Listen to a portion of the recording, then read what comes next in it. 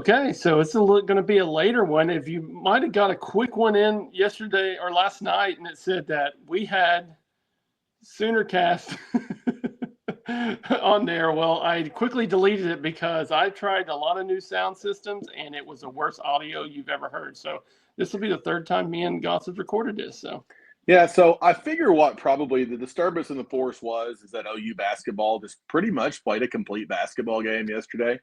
And, I figure that is probably what threw our audio off. So now that the worlds are back aligned, so we're glad to be back here again. So welcome back. Jeremy, do you want to start? Okay, we mentioned basketball. Let's just talk a little basketball, then we'll go on. We want to talk way more football than we do basketball today, but let's just hit a little bit of basketball since we kind of started right there. Yeah, it's amazing how good you look when you hit outside shots. Jeremiah Fears magically started looking like a lottery pick again. So, here's the thing. You hit outside shots, Godwin goes down. They build a lead and then let Missouri back in the game. Even with that, they never let them completely back in. Now, thank God really that Grill or Grilly or whatever his name is, the Caucasian shooter gentleman from Missouri, single-handedly thwarted any attempt that Missouri had to come back because they just kept launching threes. But, OU kept, even like the stupid shot and good old Big 8 alum Brendan Manzer pointed out, Goodine took some stupid shots there late when we were trying to pull it out. But you know what? When stupid shots go in, you win. And good win last night. Got the Longhorns on Saturday. Probably if we win that game, we're probably in. But if you win that game and you win one more in the SEC tournament, you're in. That does not change this gentleman's stance on the Porter Moser experience. To me, that just helps Porter get a better job when he's leaving here this year. Because, guys, here's part of it too. There were 8 people who went through senior night yesterday. And Jeremiah Fears, even let's just say for whatever reason Porter is back, Jeremiah Fears is also gone. So that's 9 spots gone next year. And we've seen Porter build from scratch. It sucks. The only reason we're even in that we're in where we're at right now is we got one of our best players, Jalen Moore, to stay, and we got one of the top 50 player to classify up a grade. That crap's not happening next year. So once again, we hope the Sooners cut down the nets. But I am rooting for them to go to the NCAA tournament, but I also still think it's time for Porter to go. That was going to be my next question. Is like, if we make the tournament, he's coming back. So because financially, it makes too much sense to. Because one of my favorite quotes is the answer to all your questions is money. And what's more money? Is Porter's buyout more money? Or just like we learned from friend of the pod, Ryan Spangler, if you didn't listen to last week's pod, make sure you do that. I don't think Porter's done a very good job bringing in together the boosters. It sounds like that's an alienated booster base. And, what's more? Are their purse strings heavier than Porter's buyout? Which one's more? I think, honestly, that's where Joe C is going to make his decision. I think it's really going to be a donor decision if Porter makes the tournament and, let's say, loses in the first 4 game or something like that. Yeah. And now if we make it Sweet 16, I think he keeps his job. Yeah, I see a lot of people on Twitter saying, like, oh, we're still not in the tournament. I'm like, well, okay, the only game that we played better this year was Vanderbilt in the second half, and really we didn't play good the first half. But that was the most complete game they played all season. No, it was. Look, give credit where credit's due. That's a good win last night. That's the team we wanted to see. Keep stacking those big quad wins. Now, one thing the Porter experience has taught us, do we have any expectation for Saturday? No. We're just giving you hypotheticals. Hypothetical is, if you were to put a gun to my head and ask me what I think, we probably lose Saturday because Porter's never beaten Texas in his entire tenure. And then whoever we would play in the first round of the SEC tournament, we're probably going to lose that game too. But because Porter hasn't done well in conference tournaments. So that's where I think it could happen. But we also want, this tries to be a positive Sooner podcast. positive thinking is we played well yesterday. We played well last night. Let's hopefully we play well again on Saturday, and hopefully we win a game. Hopefully we're in the NCAA tournament. That's more money to our athletic program if we do. We want that to happen. The people rooting for us to lose to make sure Porter is gone are the same people who like hope Brent goes 4-8 next year so we can get rid of Brent. It's just dumb. Don't root against the Sooners. And it's not looking good that if who they've got is projected to play in the conference tournaments, Arkansas, and who's playing really good basketball right now? Yeah, Arkansas. Yeah, who would have thought? And Arkansas is a team that's also fighting for their life. And Jeremy, I'm going to give you a quiz real quick. Who would you rather be the coach of the Sooners next year, John Calipari or Porter Moser? Calipari. I don't care how much a dirtbag he is. Yeah. So hey, Patino's a dirtbag. I'd still take him every day of the week. So. Twice on Sunday. Yes. So hey, it's like we said in football. Sometimes you need assholes to win games. I mean, exactly. And speaking of hiring people to win games, let's go right to football and talking press conference. Press conference people I listen to BV, I listen to Batir, I listen to Jim Nagy. Which one of those guys do you want to start with, Jeremy? I say let's start with Jim Nagy. Man, I thought it was a home run hire. I think everybody who is associated with OU football thinks it's a home run hire. It's one of those picks that you don't think you can get, and we got. I think I got to remember what I said because we recorded this so many times. Well, the only one that didn't like it is our friend Darren. But he's a negative on everything, so God love him. But he did say nobody likes him, but I haven't heard anybody that doesn't like him. But the thing that I like so much about Nagy is Brent Venables gets to worry about coaching football. And that's and we could just dovetail this right into it. One of my favorite parts of the press conference yesterday was George Stoya asking Brent about why are you calling the defense? Do you feel this extra pressure and all that? And Brent, and if anyone's ever listened to Brent talk, Brent's opening statement was 23 minutes long, okay? And so when Brent got this question, it was a lot of words, but the parts that I liked the best was essentially because I'm good at it. That's why I'm going to do it. And, he talked about when the stadium's rocking and it's 3rd and 16 and he's having to make a call, that's his quiet place. That's his happy place. That's what we want Brent Venables doing. We want Brent Venables coaching football. He's really good at it. It would be like, did we ever really want Lincoln Riley to not call plays? He's really good at that, right? Yeah. So why would we not want Brent Venables calling a defense? Yeah. I don't know. No. Once again, I was fine with Jim Knowles. I was fine with let BV be more of a CEO head coach. But in the end, you're wasting it. Okay. Mm-hmm. It's like we hire Sydney Sweeney for a movie and we don't put her, and we're not, and we're going to dress her up like a nun for the entire movie. That's not very stinking smart. Okay. Use what you've got. And we've got a great defensive coordinator as our head coach. Let him call the defense. Yeah. And two things I took away, I'll talk about Venables too, but Nagy said he felt like we wasted a lot of time. Our coaches wasted a lot of times on players that weren't going to help the program. And that's 100%. His job. And also too, like Brent said, he's done good at coaching defense. One thing I love about Brent Venables, the guy's honest.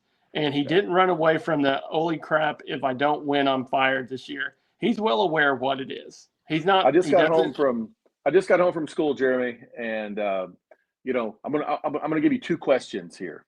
Okay, two question pop quiz. Brent Venables been the head coach at OU for 3 seasons. Okay, the most successful of which, who called the defense? Brent Venables. Very good. You're 1 for 1. Let's see if we can go 2 for 2. Jim Nagy's previous job as running the Senior Bowl. What's the most important part of running the Senior Bowl? It's talent. Evaluation. Okay. That's it, guys. Yeah. We got somebody that can be an excellent talent evaluator. That's what it's about. Yeah. Okay? Yes, we can talk about wanting more money and all that, but more money doesn't always solve the problem. Jeremy, did you see, did Ole Miss win a national championship this year? No, I don't think so. Okay. Were they in the playoff? What about Missouri? Missouri spend a lot Miami? of money. It don't always get you there. Like, gosh, freaking crap! Ohio State paid all that money for that. But yeah, guess what? Ohio State's an absolute blue blood, just like someone else we know. Okay, yeah. right there. One Same out of those 4 teams you just said made the playoffs, and yes, that one team won a national championship, but it's Ohio State. Yeah. What we're kind of saying is NIL, PIL, ZIL. Freaking Ohio State's been a dominant football program. Yeah, Missouri and Ole Miss can't just go buy a bunch of players because here's what's hasn't worked. What the crazy part is you have to make sure these guys mesh. Like, and that's what Jim Nagy's there. What fits our program financially? Like, he'll make it happen. He'll spend more money if that player is going to fit. But we're not going to spend the money. Something that I thought was really good he was talking about was somebody asked him, and I hate to give credit to media members, I forget who asked this question, but they asked him about like Brent negotiating salaries and that sort of thing. And Nagy's like, no, Brent's job's to coach football. Mm-hmm. It's not to negotiate salaries. Yeah. And I mean, that's what we want him doing, guys. That's what we want. I mean, and that is the truest thing we want more NFL talent. Does Jim Nagy know what NFL talent looks like? Yes. Was the Senior Bowl just people from power conferences? No, Jim Nagy knew on film how to differentiate on those, people that I know, oh my God, we're Kennesaw State West, blah, blah, blah, blah, blah. Well, guess what, guys? A lot of those cats in the NFL, when you're watching Sunday Night Football, not every one of them is from the U or Miami. I mean, the U is Miami. It's not from, a power conference. They're from these other places. That's the cats we're going to try to get in Norman. Yeah. I mean, I love it's not his job to do contracts or work NIL because that's why a lot of these guys, like Saban left because of the NIL stuff. Coaches don't want to deal with that crap. It's not probably nice for Brent Venables to go into a house and say, hey, if you're interested in coming here, I've got a guy that will talk NIL and all that stuff with you. Because coaches don't want to talk about that. They don't. That's not their job. That's not what they got into this business. And I can promise you, parents and football players don't want to talk about it. They want to talk about football and who's going to put us in the best situation. But us having an understanding, and this isn't a shot at Curtis Lofton. I think Curtis Lofton knew what the going rate was for a right tackle in the SEC, but us being ahead of the curve, we're being proactive. We're not being reactive with this hire. And that's where we need to be. I think there's been some reactive decision making, and props to Joe C for making this, and props to Joe C for, taking some of the power away from himself and giving that to Jim Nagy. Yeah. And, I think sometimes as leaders, delegating's hard, but Joe C's background is not in that either. Okay. Joe C is getting someone that can make it better for him. The job Curtis Lofton was hired to do is not the same job Jim Nagy's going to do. Yeah. And it's just, the number one goal at Oklahoma is to win an 8th national championship. That's what we want. That's what we need. And Jim Nagy gets us closer to that. And I know we talked about this yesterday when we recorded this, but something I really loved was Jim Nagy talking about when he came up for the interview, being on the edge of his seat, talking with BV about winning championships. Yeah. And that's what we want. Mm-hmm. Yeah. I mean, there's just, let's get on some of the players. I've got some guys that I've kind of marked. I know you've got some guys that, because they released some weight of some guys today, and I'll let you touch on that. But my first one that I'm really excited about, and the reason I'm excited about is because he's in our neck of the woods. Elijah Thomas from Shakota, which me and Goss played Shakota a lot of times in basketball. He's even faster. He's going to date us, but he's faster than Flying Brian Warrior, who Jeremy and I both had to guard. So, Brian, if you're listening out there, Jeremy and I still can't catch you. Best athlete to come out of Shakota since Brian Warrior, but he apparently he's wowing everybody. And when your name's mentioned with CeeDee Lamb and being compared to CeeDee Lamb, I'm not saying he's going to be CeeDee Lamb, but that's a good guy to be in the same conversation with. So, and people have to understand, we don't need him to be CeeDee Lamb as a junior. Okay, if he could be CeeDee Lamb as a freshman, who came in and made some big plays and was a part of that. That's what we want. And we want people to be healthy. Okay. Mm-hmm. And Jeremy and I haven't had a lot of time on this pod to talk about canceling the spring game. Hand up, I'm 100% fine with that because you know what? I want everybody healthy for Michigan. Yeah. I want. Okay. Mm-hmm. And I'm excited about Elijah Thomas. I don't want Elijah Thomas. And look, I know you have to play football to get better at football. I'm 100% for that. Guys, they're still going to scrimmage this spring. But I know our fan base, and our fan base could not have handled a spring game this year. Okay. Yeah. And I'm not just picking on Darren, but Darren wasn't the only person, on this.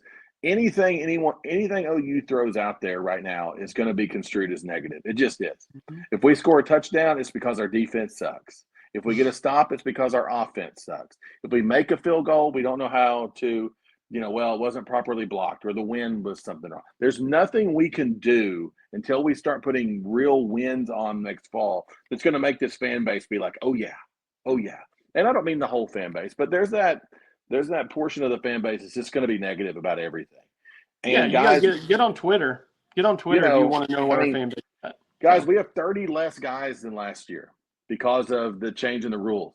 Okay. We've got 10 guys just flat out. You've got guys like Jaden Gibson who came back, have a setback. We don't want that. We don't want him out there. We don't want Gentry Williams out there in a spring game. We don't want Peyton Bowen with his turf toe out there in a spring game. We don't want Javonte Barnes with a bum foot out there in a spring game. We don't want Kendall Dolby. We know what those cats can do. Let's go in there and let's make sure Kendall Daniels knows multiple positions before we go out and play him next fall. Okay, let's go out there and let's make sure, Kip Lewis and Kobe McKenzie can make the calls. Let's make sure that PJ is going to get better and better and better and rep and not hear any negativity because PJ got blown up by, somebody or, went the wrong way on something in a spring game. We don't need that negativity. We need those cats getting better and better and better. Mm-hmm. And that's what I'm excited about. And Crimson Combine, my best thing I can tell of that is 2 words. Get Baker Mayfield there, and it'll be great. People will pay $10 to see Baker Mayfield. Absolutely. Yeah. I mean, Baker Mayfield, I never thought there would ever be anybody more loved than Brian Bosworth, and Baker Mayfield said, hold my beer. So my kid's named after him, for crying out loud. If that tells you anything. So. And I mean, but Jeremy, don't you agree? I mean, you don't have any negativity on the spring game being canceled, do you? No. I think it was a long time coming. Everybody can say, we don't want people like poaching our player. I don't think that's it for us. Nobody's putting in videotape of a spring game saying, okay, let's find some OU players.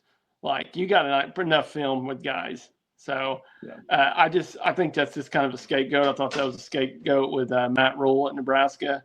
It is what it is. I mean, that's my opinion. I mean, there might be a lot of truth to it, but I say this.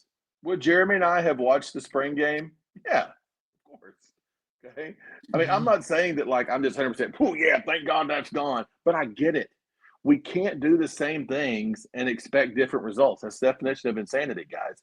We had extraordinarily bad injury luck or injury situation last year, and we've got to make those changes. And Jeremy mentioned this tweet that went out right before I got on, but saw George send out a tweet of just some of the weight gains that happened over the winter. This is the important stuff, okay? David Stone now weighs 313 pounds. That's what an interior defensive lineman looks like in the SEC, okay? Jacob Sexton's up to 333. That's a big man at tackle or guard or wherever you want to put him, okay? Davion Mitchell, I guess he exists, right? 275. That's a humongous human at tight end. And now he is at his real freshman year. Kip Lewis is up to 226. I think Kip played a lot of last year, probably around at 200 pounds. And that's tough. Mm-hmm. And Kip has to put on that weight to play that much more. Mason Thomas up to 250. Okay. All that is really, really important that we continue to get those gains, that we continue to make those improvements. And that's not everybody. That's just a few names that I mentioned before. But, that's the important thing is being ready up front, getting there. We were there on the defensive line last year. I really feel like we were. And I think we could be even better up there this year. That we're going to miss Ethan Downs. But I think we can be even better there this year. But seeing the weight on these offensive linemen, that's important. they hit the needs in the portal. Getting Marvin Jones, I mean, he can fill Ethan Down's spot. I mean, so it's like they're smart. Like you can say, well, they didn't get these, they didn't get these big name guys. No, they're smart. I mean, Marvin Jones is one of the bigger gets in the portal. But that said, it goes back to I hope he fits with what we're trying to do, because in the end, guys, they can be the best football player in the world if they don't fit your schemes and that your defensive schemes don't fit them, then it don't mean a hill of beans. So, but again, talking about fit, Jeremy, something else I thought was pretty interesting from the press conference was hearing BV talk about Nate Dreiling and Wes Goodwin. I thought he told a good story about Dreiling, and what the story was, he was recruiting a kid. Dreiling's dad's a historic figure in Kansas high school football, and I think their school had won like 6 straight state championships. So BV just asked a question to Nate's dad, like, hey, what do you guys do? What's the key to success? And he's like, well, we're about toughness. We lift on game day. And like, that's what BV is, guys. BV is the guy who, after his press conference, goes and runs stairs. He's a crazy person. If you're ever driving around either Muskogee or Collinsville and you see Jeremy and I running down the road, it means something's chasing us. Help us out. Okay. BV is different. That's what we want in this position. Okay. Yeah. And he's excited about that. Wes Goodwin's a guy, and BB talked about this. He planned on bringing him here to Norman with him when he first came, but then Clemson offered him the DC spot. And so, once again, we're getting BV even more comfortable doing what he loves to do. And that's just another testament to the job that I think Josie has done in helping build the staff correctly. And it goes back, just to me, positive energy that's around the football program right now. Yeah, and I'll kind of touch on this, and then we can move to stickball a little bit. But we'll talk a lot more about spring football as it's going on, because there's going to be a lot more stuff come out. Jaden Gibson's very important. I know he had a setback. Get him healthy. You know what? And one thing I like about what he said about the spring game, Venables, he goes, we did look at that when we looked at injuries. Yeah. And so it goes back to the definition of insanity, doing the same thing over and over again. So they're looking at ways to maybe prevent injuries. Injuries are part of the game, but when you have that many injuries in a season, you got to look at something and be like, okay, we got to change a few things here, because that's odd for one room to be that banged up. So, well, and I mean, something that somebody else that I think we need to talk just a little bit about before we go on stickball is, couldn't be more impressed with John Mateer. Now, does it matter if I'm impressed by him right now and he sucks next year? No, it doesn't matter. Doesn't matter at all. But dude gets it, man. He gets it. He's been at gymnastics games. He's been at softball games. He's been at baseball games. He's been at women's basketball games. He's been at men's basketball games. The guy gets it. The guy hasn't been a Sooner, for but a couple of months, and the dude gets it. Okay? He talks about, reaching out to Dylan Gabriel and understanding what that is. That's what we – and Jeremy says this all the time. I don't want to steal his thunder, but we don't need him to be Baker Mayfield. It'd be awesome if he was, but we don't need him to be Baker Mayfield, okay? We need him to be competent. And I'm hoping for more than competence, but everything just says this guy gets it from a leadership – not even just the football side of it, from a leadership perspective. And he's older and stuff, but, he gets it so much better than Jackson did last year at this time. Oh, for sure. And he's older. I mean, that's the thing. It's hard to put a price on well, he's done it, too. I mean, that's what I'm saying. For the price of experience, it's tough to put that on there. Like you said with Gabriel, that's smart on his part. He knows, I'm going to go to a guy that's done this recently. And also not only with OU, but also with Oregon. He's doing the same things that Gabriel did when Gabriel got here. Yeah, I mean, it's like the dime time retreats and all that stuff. And, I mean, guys, and we played this hypothetical a lot, but if Dylan Gabriel and the offense from that season is paired with last season's defense, we're in the playoff last year. Yeah, I agree. I mean, we beat Tennessee. We more than likely beat South Carolina. I mean, a lot of people we darn sure beat Missouri. So, I mean, we win that Ole Miss game. Yeah. Yeah. I mean, there's maybe we a lot lose of the Texas game. Maybe we do. Maybe we still even lose at LSU. Maybe we lose that game. But it's a totally different outcome when you're not taking a flamethrower to your team on offense. And, but I'm also going back to that. Like, I get tired of we push Gabriel out deal. Guys, we all thought highly of Arnold. We all thought he was going to be special. We had to make a choice. We weren't going to keep both. We had to make a choice. Can you imagine? Can you imagine if we'd have brought Gabriel back and told Arnold he was sitting another year and he transferred? Yeah. Because they would have want Venables fired then. I mean, I'm you're just really going to run off a top 5-star recruit for a 5'8" Samoan? Yeah, so it's like kind of damn. Don't cancel me. I'm just being a redneck Sooner fan. Okay, don't cancel me there. But hey, but also too, right? You were talking about some players.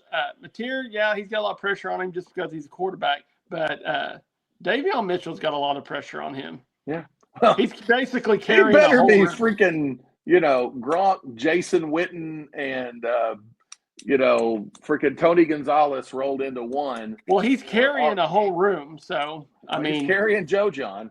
Yeah. Speaking of carrying things, okay, go ahead. Let's go to two sports that are carrying our sports program: baseball and softball. 30-1, Jeremy. Is that a very good record?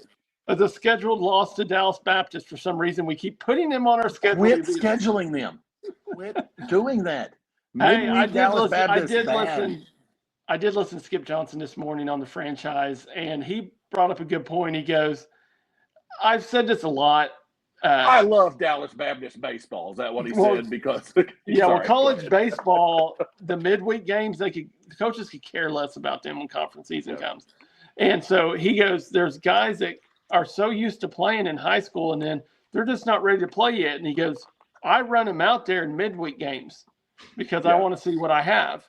And I think that's what a lot of people don't understand is we want to win, but also too, midweek games, they try things to get ready for conference in the weekend. So, and two things to go with that. Number one, I would love to be the agent for the Witherspoon brothers. If they are seeking any sort of guidance, Soonercast@gmail.com, and Jeremy and I will help you out in any way, shape, or form that we can. Just remember us on signing day as you hear your name called by Rob Manfred and company here real soon.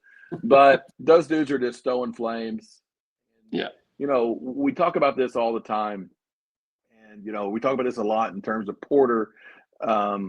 And we talk about this some in terms of BV as well. But Skip Johnson gets it, guys. I mean, Skip's the right hire.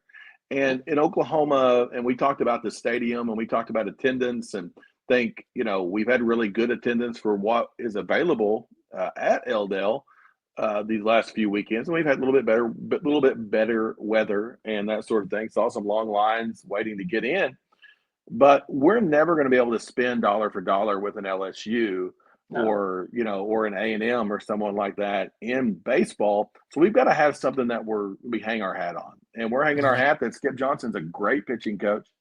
And we can go get these grade A arms because anyone who follows baseball knows, what's momentum? It's tomorrow's starting pitcher, right? And so having those arms and being able to spin it, it's great. And it's going to keep us competitive. And here's the deal. Are we going to take some lumps in the SEC in baseball? You bet we are. We're going to have some nights just like what DBU did to us. But at the same time, I don't think anybody's excited facing the Witherspoons on Friday and Saturday either. Yeah, very true. And I mean, it's just get that momentum going to conference play. SEC baseball is going to be stacked, just like SEC softball, just like SEC basketball, just like SEC every sport is going to be stacked. I mean, that's why we came to the SEC. What do we want more of? Some of this. Money and championships, right? We want these and these. But, that's what we want. Yeah. Well, and then looking at softball's doing what softball does. I was going to say on that, I won't cut you off here, Jeremy, but, I talked about, when we talk, you do lose sometimes and all that. hell, Patty spoils us. So we're still going to be butthurt whenever Patty does lose. That's a problem with softball and baseball is like you're supposed to lose games. I mean, that senior class last year lost 15 games their whole 4 years, lost 15 games. That's a good full season for teams. That's special season.